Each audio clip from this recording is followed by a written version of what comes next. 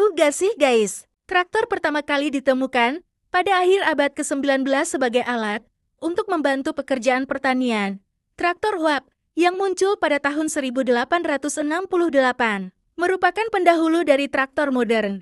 Traktor bermesin bensin pertama diperkenalkan pada awal tahun 1900-an oleh perusahaan seperti Harpar yang dianggap sebagai pelopor dalam pengembangan traktor modern.